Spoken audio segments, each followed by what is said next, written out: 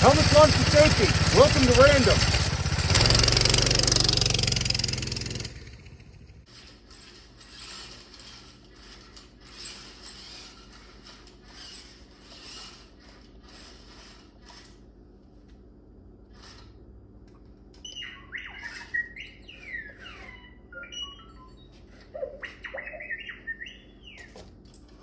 Now, thanks, buddy. Let me just take that for me. All right. Well, while I enjoy this nice cold beverage my friend just gave me and get set up, why don't we have a word from our sponsor? Having something to go blasting around golf courses at Full Tilt Boogie? Reach out to your local Team Them Damn Newt Boys Woo representative, and they will set you up with a custom mini bike or go-kart of your choice. Team Them Damn Newt Boys Woo. Motorized lunacy since 1875. Hello there and welcome to Random. Today's episode is about rocket fuel and basically where it came from and what it started out as and what it is now. So long time ago, back in 1232 AD in Sung, China, these Taoist medicine men had the idea that they wanted to make something to try to help in a medicinal way. And so what they did was they mixed 6 parts sulfur, 6 parts saltpeter, and an herb they had laying around and thought, hey, let's give this to people and see what happens. Well, turns out it wasn't a medicine. It was black powder.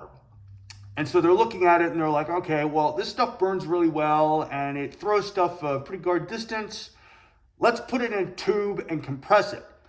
And of course, that's where fireworks, that's where ancient rockets come from. That's where their fire lances came from. That's where their hand cannons came from. That's basically how it all started. And yeah, it started out as a medicine, and wouldn't be all that long from now that somebody else had an idea to use something that was medicine to make better rocket fuel. Homer Hickam. Yeah. He and his buddies got together and they used alcohol as a fixer agent for their solid rockets, and well, the rest is history from there. But yeah, black powder started in ancient China around the 13th century at the siege of Kaifeng by the Sung Chinese, and it worked out really well.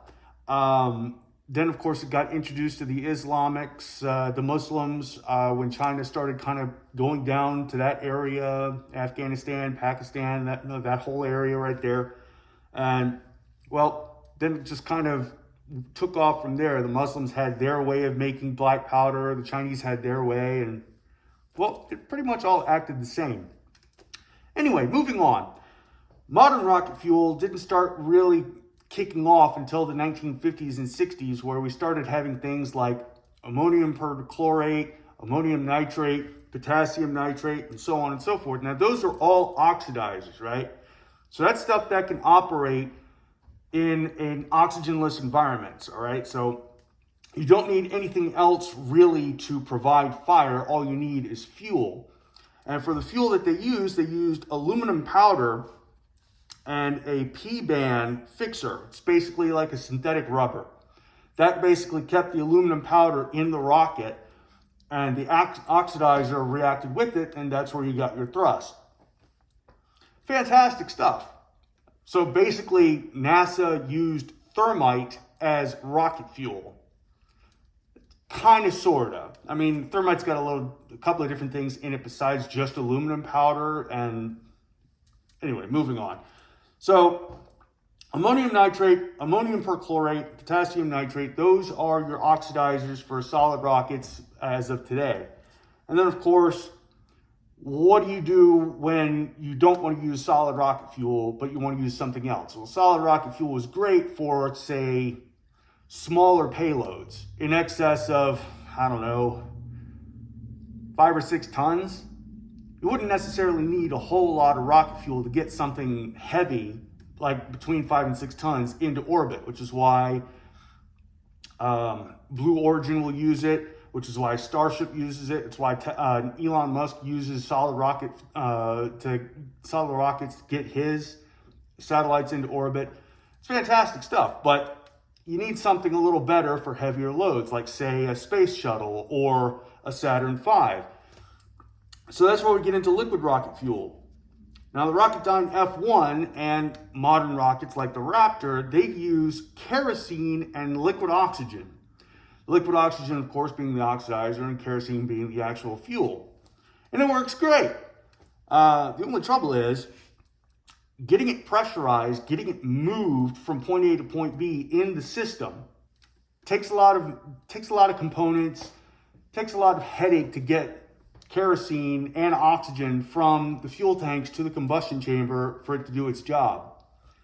So it's a little more maintenance intensive. So your solid rockets, very simple, very direct, point and shoot, it's on its way. Liquid rockets take a little while longer.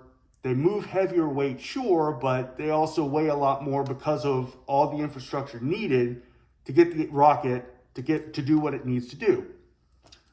So that's a pain. Well, then you got hybrid rockets, which use solid rocket fuel and liquid or gaseous oxidizer. Now, a hybrid rocket, you would have seen something like that on television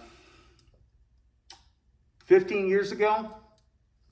Anyway, the idea being your solid propellant has a void down the middle of it. Your oxidizer flows down that void, and as the propellant burns from the bottom up, that's what produces its thrust.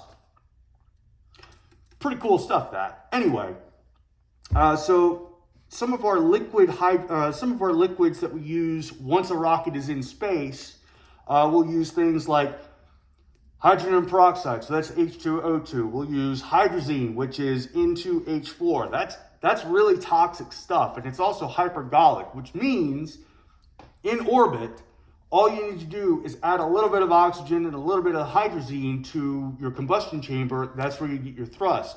So that's how you maneuver in orbit. That's how you keep station. That's how you do an atmospheric entry burn. That's all hydrazine. That's all hypergolic fuel. Phenomenal stuff in orbit, but it's toxic as all hell if you get it on you or if it gets out of control. We'll also use nitrous oxide as an oxidizer in orbit. Of course, laughing gas, you don't necessarily want that in your atmosphere because everybody gets loopy, everybody gets crazy, and they basically pop high. So usually we'll use hydrazine and oxygen when we're in orbit, like with the space shuttle, like with the Dragon. Soyuz will use hydrazine and oxygen. So of course, hypergolic meaning spontaneously ignites with an oxygen or an oxidizer. So your F-16s, certain other fighters, and the U-2 will use hydrazine for the emergency start system. Well, they don't need an oxidizer on board because those are atmospheric aircraft. There's oxygen around them. All they have to do is introduce hydrazine. It's good to go. So hydrazine, very helpful, very useful in other places, just not necessarily outside of orbit movements, not outside of, great inside an atmosphere for certain things, better outside an atmosphere for everything else. Now, of course, there was some tests back at Edwards Air Force Base in, we'll say, the 1960s, late 50s, early 60s. What they did was they took fuel. Now, I don't know if it was exactly solid fuel. I don't know if it was liquid fuel, but I know they radiated it from a nuclear source. And I know they sent that radioactive fuel through a combustion chamber, through a nozzle, to see if the radiated fuel produced more thrust than, say, non-radiated fuel. And that experiment went on for, we'll say, about 5 years. Well, being that the fuel was radiated, the exhaust made from that engine, of course, radiated everything around it, which means you can't go there unless you're wearing a lead suit. And NASA and the Air Force, they're looking at this engine, they're saying, wow, this is great, we got all this thrust, but it makes everything highly radioactive when it's set off. How is this a benefit to us? Well, they didn't really have an answer to that. So they kind of put it on the back burner. Well, now NASA and the Air Force are trying to work together again to make nuclear propulsion for interplanetary travel. And it's a great idea, sure, away from an atmosphere. You don't want massive amounts of gamma radiation or alpha, beta particles just shooting everywhere, because, you know, the EPA would have a fit, which is why back at Edwards, they had to basically shut the program down when they couldn't figure out what to do with all the radiated dust from the exhaust of the nuclear rocket. But yeah, those facilities still do exist, and yes, they are still off limits to virtually all personnel on Edwards Air Force Base. But yeah, still there. Still really interesting, but can't go and visit it anyway. So that's about it for rocket fuels, both past and present. I hope you enjoyed this episode of Random. Please give us a look on Rumble, because YouTube hates competition, and they especially hate true things like 2 + 2 = 4 and not ethnic bias.